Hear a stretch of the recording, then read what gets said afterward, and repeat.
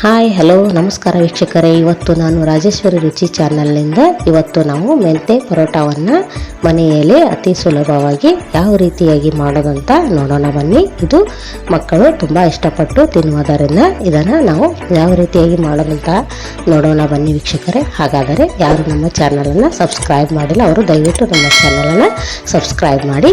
ಈಗ ಮಾಡಲು ಬೇಕಾಗುವಂಥ ಪದಾರ್ಥಗಳು: ಒಂದು ಬೌಲ್ ಮೆಂತೆ ಸೊಪ್ಪು, ಒಂದು ಬೌಲ್ ಗೋಧಿ ಹಿಟ್ಟು, ಅರ್ಧ ಬೌಲ್ ಕಡಲೆ ಹಿಟ್ಟು, ಸ್ವಲ್ಪ ಜೀರಿಗೆ, ಸ್ವಲ್ಪ ಉಪ್ಪು, ಗರಂ ಮಸಾಲ, ಸ್ವಲ್ಪ ಅರಿಶಿನ ಪುಡಿ, ಸ್ವಲ್ಪ ಅಚ್ಚ ಖಾರದ ಪುಡಿ, ಮಾಡಲು ಎಣ್ಣೆ, ಸ್ವಲ್ಪ ಕೊತ್ತಂಬರಿ ಸೊಪ್ಪು, ಸ್ವಲ್ಪ ಕಟ್ ಮಾಡಿದಂಥ ಹಸಿಮೆಣಸಿನಕಾಯಿ, ಸ್ವಲ್ಪ ಅಲ್ಲ. ಈಗ ಯಾವ ರೀತಿಯಾಗಿ ಮಾಡೋದಂತ ನೋಡೋಣ. ಮಾಡುವ ವಿಧಾನ: ಒಂದು ಬೌಲಿಗೆ ಒಂದು ದೊಡ್ಡ ಬೌಲ್ ಗೋಧಿ ಹಿಟ್ಟನ್ನು ಹಾಕಿಕೊಳ್ಳಿ. ನಂತರ ಒಂದು ಚಿಕ್ಕ ಬೌಲ್ ಕಡಲೆ ಹಿಟ್ಟು, ಸ್ವಲ್ಪ ಜೀರಿಗೆ, ಅರಿಶಿನ ಪುಡಿ, ಗರಂ ಮಸಾಲ,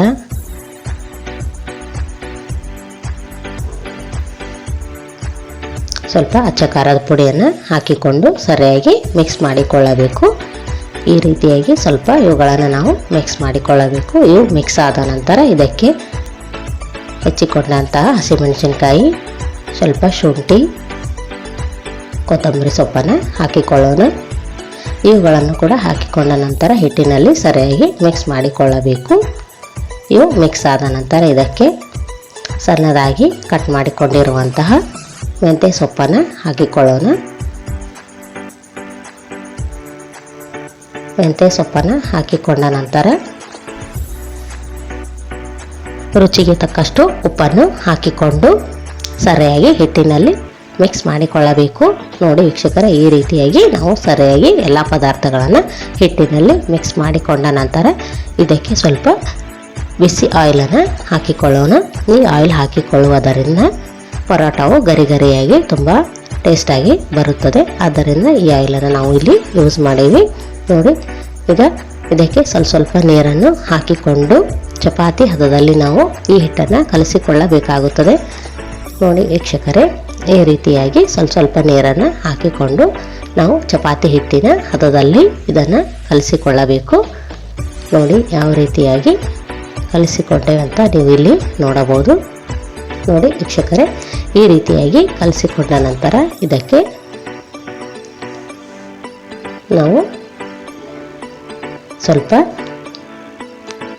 ಎಣ್ಣೆಯನ್ನು ಕೈಯಲ್ಲಿ ಹಚ್ಚಿಕೊಂಡು ಇದನ್ನು ಮತ್ತೆ ಸ್ವಲ್ಪ ನಾದಿಕೊಳ್ಳಬೇಕಾಗುತ್ತದೆ. ಮೆದುವಾಗಿ ಚಪಾತಿ ರೂಪದಲ್ಲಿ ಇದನ್ನು ನಾವು ನಾದಿಕೊಳ್ಳಬೇಕು. ಎಣ್ಣೆಯನ್ನು ಹಚ್ಚಿಕೊಂಡು ನಾದಿಕೊಂಡ ನಂತರ ನೋಡಿ ಈಗ ಒಂದು ಮುಚ್ಚಳವನ್ನು ಮುಚ್ಚಿ 5 ನಿಮಿಷಗಳ ಕಾಲ ಇದನ್ನು ನೆನೆಸಬೇಕು. ನೋಡಿ ವೀಕ್ಷಕರೇ, ಈಗ ಎಷ್ಟು ಚೆನ್ನಾಗಿ ಹಿಟ್ಟು ನೆನೆದಿದೆ ಅಂತ ನೀವು ನೋಡಬಹುದು. ಇದನ್ನು ನಾವು ಉಳ್ಳೆಯನ್ನು ಮಾಡಿಕೊಂಡು ಚಪಾತಿ ಮನೆಯಲ್ಲಿ ಈ ರೀತಿಯಾಗಿ ಉಳ್ಳೆಯನ್ನು ಮಾಡಿಕೊಂಡು ಈ ಚಪಾತಿ ಮನೆಯಲ್ಲಿ ಸ್ವಲ್ಪ ತಳಕ್ಕೆ ಹಿಟ್ಟನ್ನು ಹಾಕಿಕೊಂಡು ಚಪಾತಿ ಆಕಾರದಲ್ಲಿ ನಾವು ಇದನ್ನು ಲಟ್ಟಿಸಿಕೊಳ್ಳಬೇಕಾಗುತ್ತದೆ. ನೋಡಿ, ಸ್ವಲ್ಪ ಹಿಟ್ಟನ್ನು ಹಾಕಿಕೊಂಡು ನಾವು ಚಪಾತಿ ಆಕಾರದಲ್ಲಿ ಈ ಪರೋಟವನ್ನು ಲಟ್ಟಿಸಿಕೊಳ್ಳಬೇಕು. ನೋಡಿ ವೀಕ್ಷಕರೇ, ಈ ರೀತಿಯಾಗಿ ಮೆಂತೆ ಪರೋಟವನ್ನು ನಾವು ಲಟ್ಟಿಸಿಕೊಳ್ಳಬೇಕಾಗುತ್ತದೆ. ನೋಡಿ ವೀಕ್ಷಕರೇ, ಈ ರೀತಿಯಾಗಿ ನಾವು ನಿಧಾನವಾಗಿ ಮೆಂತೆ ಪರೋಟವನ್ನು ಲಟ್ಟಿಸಿಕೊಳ್ಳಬೇಕು. ನೋಡಿ ಯಾವ ರೀತಿಯಾಗಿ ಲಟ್ಟಿಸಿಕೊಳ್ಳಾಕತ್ತೇವೆ ಅಂತ ನೀವು ಇಲ್ಲಿ ನೋಡಬಹುದು ವೀಕ್ಷಕರೇ. ಈಗ ರೆಡಿಯಾಗಿದೆ. ಇದನ್ನು ನಾವು ಗ್ಯಾಸ್ ಆನ್ ಮಾಡಿಕೊಂಡು ಒಲೆ ಮೇಲೆ ಒಂದು ತವಾ ಇಟ್ಟು ಅದಕ್ಕೆ ಸ್ವಲ್ಪ ಎಣ್ಣೆಯನ್ನು ಹಾಕಿ ಈ ಪರೋಟವನ್ನು ನಾವು ಬೇಯಿಸಿಕೊಳ್ಳಬೇಕಾಗುತ್ತದೆ. ನೋಡಿ ವೀಕ್ಷಕರೇ, ಈ ರೀತಿಯಾಗಿ ಮತ್ತೆ ಮೇಲೆ ಸ್ವಲ್ಪ 1 ಸ್ಪೂನ್ ಎಣ್ಣೆಯನ್ನು ಹಾಕಿಕೊಂಡು 2 ಮೈಯನ್ನು ನಾವು ಸರಿಯಾಗಿ ಬೇಯಿಸಿಕೊಳ್ಳಬೇಕು. ನೋಡಿ ಈಗ ಯಾವ ರೀತಿಯಾಗಿ ಈಗ 1 ಮೈ ಬೆಂದಿದೆ. ಈಗ ಇದನ್ನು ನಾವು ತಿರುಗಿಸಿ ಮತ್ತೆ 1 ಮೈಯನ್ನು ಸ್ವಲ್ಪ ಎಣ್ಣೆ ಹಾಕಿಕೊಂಡು ಮತ್ತೆ 1 ಸ್ಪೂನ್ ಎಣ್ಣೆಯನ್ನು ಹಾಕಿಕೊಂಡು ಬೇಯಿಸಿಕೊಳ್ಳಬೇಕಾಗುತ್ತದೆ. ನೋಡಿ ವೀಕ್ಷಕರೇ, ಈಗ ಯಾವ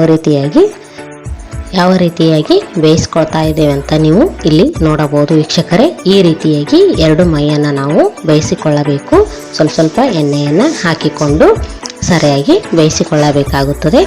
ನೋಡಿ ವೀಕ್ಷಕರೇ, ಈಗ ಎಷ್ಟು ಚೆನ್ನಾಗಿ ಮೆಂತೆ ಪರೋಟ ಬಂದಿದೆ ಅಂತ ನೀವು ನೋಡಬಹುದು ವೀಕ್ಷಕರೇ. ನೋಡಿ ಎಷ್ಟು ಸಖತ್ತಾಗಿ, ಎಷ್ಟು ಸೂಪರ್ ಆಗಿ ಮೆಂತೆ ಪರೋಟ ರೆಡಿಯಾಗಿದೆ ಅಂತ ನೀವು ನೋಡಬಹುದು. ಇದು ಸಣ್ಣ ಮಕ್ಕಳಿಗೆ ತುಂಬ ಇಷ್ಟವಾಗುವುದರಿಂದ ನೀವು ಕೂಡ ಈ ಮೆಂತೆ ಪರೋಟವನ್ನು ಮಾಡಿ ನೋಡಿ. ಈ ಮೆಂತೆ ಪರೋಟವನ್ನು ಮೊಸರಿನ ಜೊತೆ ಸೂಪರ್ ಕಾಂಬಿನೇಷನ್ ಆಗಿರೋದರಿಂದ ಮೊಸರು ಜೊತೆ ನೀವು ಸರ್ವ್ ಮಾಡಬಹುದು. ಈ ರೆಸಿಪಿಯು ನಿಮಗೆ ಇಷ್ಟವಾದರೆ ನಮ್ಮ ರಾಜೇಶ್ವರಿ ರುಚಿ ಚಾನಲನ್ನು ಲೈಕ್ ಮಾಡಿ, ಶೇರ್ ಮಾಡಿ, ಸಬ್ಸ್ಕ್ರೈಬ್ ಮಾಡಿ. ದಯವಿಟ್ಟು ನಮಗೆ ಸಪೋರ್ಟ್ ಮಾಡಿ. ಥ್ಯಾಂಕ್ ಯು, ಧನ್ಯವಾದಗಳು.